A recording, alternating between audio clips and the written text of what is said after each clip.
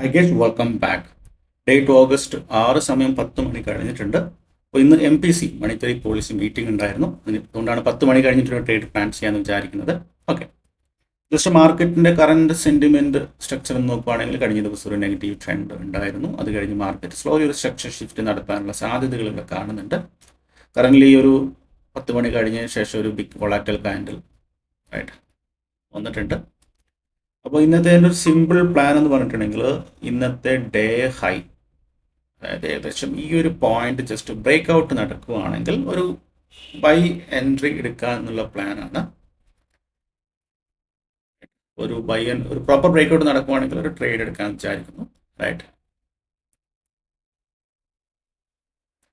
So market ഇപ്പം highly വൊളാറ്റൽ ആണ് ആ ഒരു സ്റ്റേറ്റ്മെന്റ് കഴിഞ്ഞതിന് ശേഷം. ആൻഡ് മാർക്കറ്റ് ഇനി താഴോട്ട് പോകാനുള്ള സാധ്യതയുണ്ട്. അപ്പോൾ താഴോട്ട് നോക്കാം എങ്ങനെയാണ് മാർക്കറ്റ് കണ്ടിന്യൂഷൻ ആണ് വീക്ക്നെസ് ആണ് വരുന്നതെങ്കിൽ ആ ഒരു ഇനീഷ്യൽ വ്യൂ മാറി ഒരു സെല്ലിംഗ് ഓപ്പർച്യൂണിറ്റിക്ക് വേണ്ടി ഫൈൻഡ് ഔട്ട് ചെയ്യും. അതൊരു proper directional proper structure formation വന്നതിന് ശേഷം മാത്രം. ആൻഡ് ഇപ്പോഴേക്കും ഞാൻ പ്ലാൻ ചെയ്യുന്നത് ഒരു അപ് സൈഡ് ബ്രേക്ക് ഔട്ട് ആണ്. ഇന്നൊരു ഇവന്റ് ഉണ്ട്, സോ വെയിറ്റ് ചെയ്യാം ആ ഒരു കണ്ടീഷൻ വരുന്നത് വരെ. സോ മാർക്കറ്റ് നോക്കുവാണെങ്കിൽ അഗെയിൻ മാർക്കറ്റ് ആ ഒരു ഡേ ഹൈൻ്റെ അടുത്തോട്ട് വന്നിട്ടുണ്ട്. ആൻഡ് ബ്രേക്ക് ഔട്ട് ഇതുവരെ നടന്നിട്ടില്ല. ഒരു പ്രോപ്പർ ബ്രേക്ക് ഔട്ട് അറ്റ്ലീസ്റ്റ് ഞാൻ യൂസ് ചെയ്യുന്ന ആ ഒരു ക്യാൻഡിൽ അതിൻ്റെ മുകളിൽ ക്ലോസ് ചെയ്താൽ മാത്രമേ ഒരു ട്രേഡ് ഞാൻ പ്ലാൻ ചെയ്യുന്നു.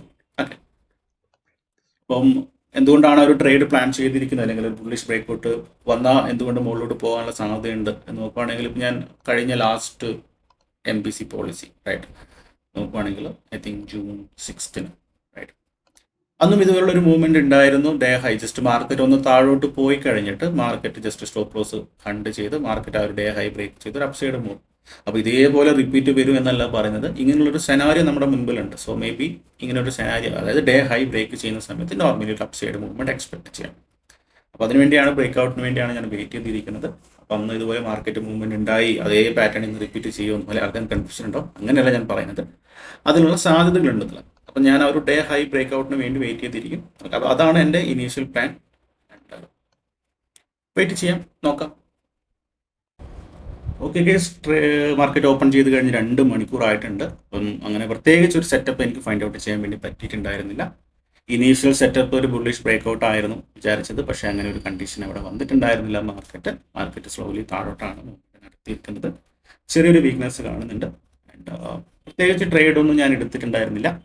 അപ്പോൾ ഇന്ന് ട്രേഡ് എടുക്കാനും ഞാൻ പ്ലാൻ ചെയ്യുന്നില്ല. വീഡിയോ ചെയ്യണോ വേണ്ടെന്നുള്ളൊരു കൺഫ്യൂഷൻ ഉണ്ടായിരുന്നു. ബട്ട് സ്റ്റിൽ ഞാനത് ചെയ്തു. ഒരു ട്രേഡ് എടുത്തില്ലെങ്കിലും അതൊരു ട്രേഡ് ആയിട്ട് തന്നെയാണ് നമ്മൾ കൺസിഡർ ചെയ്യുന്നത്, അല്ലെ അതൊരു പ്രോഫിറ്റബിൾ ട്രേഡ് തന്നെയാണ്. അപ്പോൾ ട്രേഡ് എടുക്കാതിരിക്കാനുള്ള ഒരു കാരണം, ഒന്ന് പ്രത്യേകിച്ച് മാർക്കറ്റിൽ ഒരു വ്യൂ ഒന്നുമില്ല. മാർക്കറ്റിൽ ഞാൻ പ്ലാൻ ചെയ്ത പോലെയല്ല മാർക്കറ്റ് മൂവ്മെൻറ്റ് നടത്തിയിരിക്കുന്നത്, ഒന്നാമത്തെ ഒരു കാര്യം.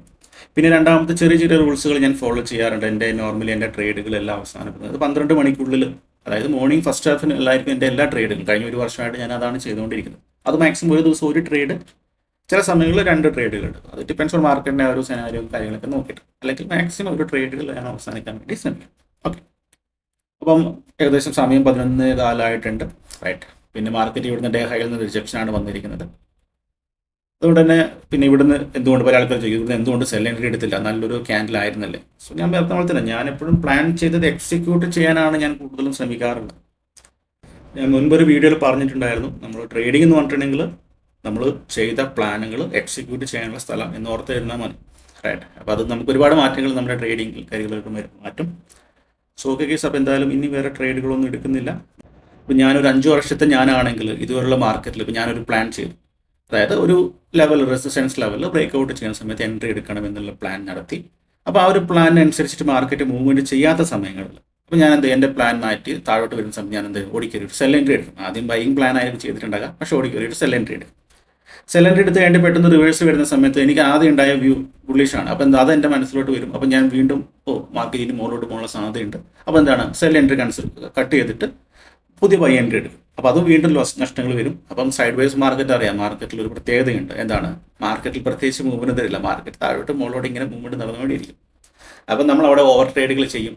റൈറ്റ്, അപ്പം അത് എനിക്ക് മനസ്സിലാക്കിയിട്ടുണ്ട്. അതുകൊണ്ട് ശേഷമാണ് ഞാൻ ഇതുപോലുള്ള മാർക്കറ്റിലും കൂടുതലും മാറി നിൽക്കാൻ വേണ്ടി ഞാൻ ശ്രമിക്കും. ഒരു ദിവസം ട്രേഡ് എടുത്തില്ലെങ്കിൽ ഒന്നും പറ്റില്ല എന്ന് എനിക്കത് ബോധ്യമായിട്ടുള്ളതുകൊണ്ടാണ്.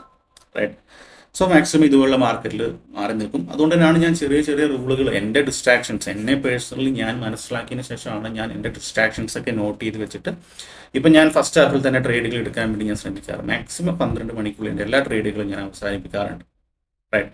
അപ്പോൾ എന്തായാലും ഇനി വേറെ ട്രേഡില്ല, പുതിയൊരു വീഡിയോ ആയിട്ട് നമുക്ക് നാളെ കാണാം. So bye bye.